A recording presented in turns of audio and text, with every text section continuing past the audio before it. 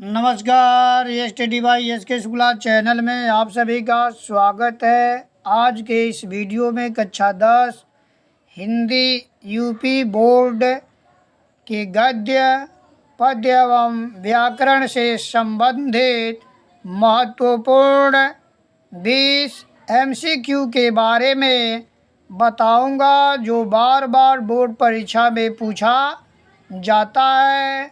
तो आइए वीडियो शुरू करते हैं। पहला प्रश्न, निम्नलिखित में से कौन सा कथन सत्य है? गुनाहों के देवता के रचनाकार मुंशी प्रेमचंद हैं। गोदान प्रेमचंद का प्रमुख महाकाव्य है। संस्कृत के 4 अध्याय रामधारी सिंह दिनकर की कृति है। मैला आंचल राहुल सांकृत्यायन की काव्य कृति है। यानी पहले का तीसरा विकल्प सही है। संस्कृत के 4 अध्याय रामधारी सिंह दिनकर की कृति है। चिंतामणि किस विधा की रचना है? कहानी, निबंध, उपन्यास, आलोचना। चिंतामणि निबंध विधा की रचना है, यानी दूसरे प्रश्न का दूसरा विकल्प सही है, निबंध। कलम का सिपाही की रचना किसने की? वृंदालाल वर्मा, अमृत राय, प्रेमचंद, इनमें से कोई नहीं। कलम का सिपाही रचना अमृत राय की है। तीसरे प्रश्न का दूसरा विकल्प सही है, अमृत राय। कलम का सिपाही की रचना अमृत राय ने की। नीड़ का निर्माण फिर किस विधा की रचना है? कहानी, आत्मकथा, उपन्यास, निबंध। नीड़ का निर्माण फिर आत्मकथा विधा की रचना है। तो चौथे प्रश्न का दूसरा विकल्प सही है, आत्मकथा। आत्मकथा।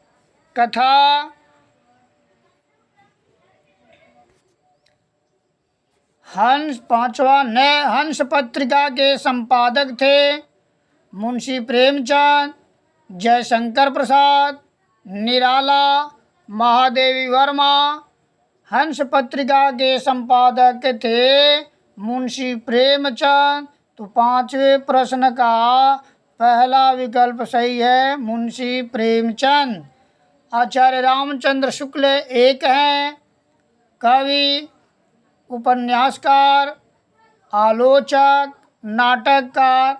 आचार्य रामचंद्र शुक्ल एक आलोचक हैं। तो छठवें प्रश्न का तीसरा विकल्प सही है, आलोचक।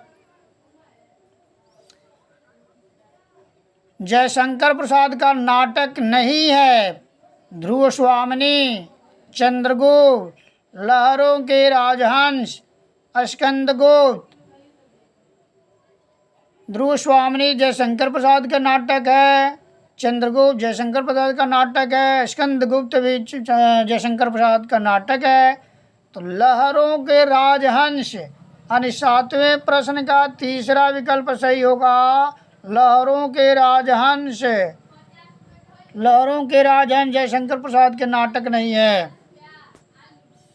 शुक्ल युग की समयावधि है 1900 से 1920 ईस्वी, 1919 से 1938 ईस्वी, 1925 से 1940 ईस्वी, 1936 से 1943। तो शुक्ल युग की समयावधि है 1919 से 1938। तो आठवें प्रश्न का दूसरा विकल्प सही है, सन 1919 से 1938। शेखर एक जीवनी उपन्यास के लेखक हैं। धर्मवीर भारती, प्रेमचंद, फणीश्वरनाथ रेणु। आगे शेखर एक जीवनी उपन्यास के लेखक हैं। आगे तो नौवें प्रश्न का चौथा विकल्प सही है। आगे आकाशदीप के लेखक हैं जयशंकर प्रसाद, प्रेमचंद, दिनकर, धर्मवीर भारती। तो आकाशदीप के लेखक हैं जयशंकर प्रसाद। 10वें प्रश्न का दूसरा विकल्प सही है, जयशंकर प्रसाद।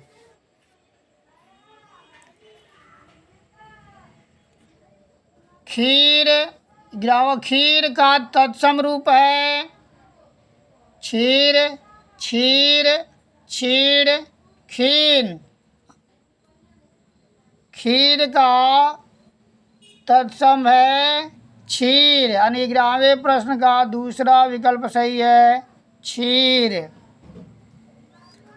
त्रिवेणी में कौन सा समास है? द्वंद्व, कर्मधारय, द्विगु, अव्ययीभाव। त्रिवेणी में द्विगु समास है, तीन वेणियों का समाहार द्विगु समास है, यानी 12वें का तीसरा विकल्प सही है, द्विगु। अभिवादन में कौन सा उपसर्ग है? अभ, अभी, अभि, अ। अभिवादन में अभि उपसर्ग होगा, अभि उपसर्ग है, यानी 13वें प्रश्न का तीसरा विकल्प सही है, अभि। तार सप्तक के संपादक हैं आगे नरेंद्र शर्मा, भवानी प्रसाद मिश्र, केशव। तार सप्तक के संपादक हैं अगेय। 14वें प्रश्न का पहला विकल्प सही है, अगेय। अगेय रीतकाल के वीर रस के प्रसिद्ध कवि हैं घनानंद, भूषण, बिहारी, सेनापति। रीतकाल के वीर रस के प्रसिद्ध कवि भूषण है, यानी 15वें प्रश्न का दूसरा विकल्प सही है, भूषण। रामचंद्रिका के रचनाकार हैं तुलसीदास, केशवदास, मैथिली शरण गुप्त, जयशंकर प्रसाद। रामचंद्रिका के रचनाकार हैं केशवदास। तो 16वें का दूसरा विकल्प सही है, केशवदास रामचंद्रिका के रचनाकार हैं। तार सप्तक का प्रकाशन वर्ष है 1942 ईस्वी, 1943 ईस्वी, 1944 ईस्वी, 1945 ईस्वी। तार सप्तक का प्रकाशन वर्ष 1943 है। तो 17वें का दूसरा विकल्प सही है, 1943 ईस्वी में तार सप्तक का प्रकाशन हुआ था। हास्य रस का स्थायी भाव है हास, शोक, भय, रौद्र। हास्य रस का स्थायी भाव होता है हास। 18वें का पहला विकल्प सही है, हास। हास्य रस का स्थायी भाव हास। रोला छंद के प्रत्येक चरण में मात्राएं होती हैं 13, 11, 16, 24। यानी रोला छंद के प्रत्येक चरण में 24 मात्राएं होती हैं। तो 19वें का चौथा विकल्प सही होगा, 24। चरण कमल बंदो हरिराई में अलंकार है अनुप्रास, रूपक, उत्प्रेक्षा, उपमा। चरण कमल बंदो हरिराई में रूपक अलंकार है, इसलिए 20वें प्रश्न का दूसरा विकल्प सही है, रूपक।